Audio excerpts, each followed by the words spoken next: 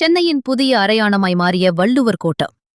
சென்னையின் மையப் பகுதியான கோடம்பாக்கத்தில் அமைந்துள்ள வள்ளுவர் கோட்டம் சென்னையின் புதிய அடையாளமாய் மாறியுள்ளது. முன்னாள் முதல்வர் கலைஞர் மு. கருணாநிதியால் அமைக்கப்பட்ட வள்ளுவர் கோட்டம் சுமார் 80 கோடி ரூபாய் செலவில் புதுப்பிக்கப்பட்டு கடந்த சனிக்கிழமை முதல்வர் மு. ஸ்டாலினால் திறந்து வைக்கப்பட்டது.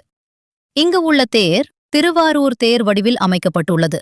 இங்குள்ள குறள் மணிமண்டபத்தில் திருக்குறளில் உள்ள 1330 குறட்பாக்களும் பார்வைக்கு வைக்கப்பட்டுள்ளன. அரங்கத்தின் கூரைத்தளம் வேயா மாடம் எனப்படுகின்றது. வேயா மாடம் என்பது சங்ககால தமிழர் கட்டட அமைப்புகளில் ஒன்றாகும். இத்தளத்திலிருந்து கருவறையை அணுக முடியும்.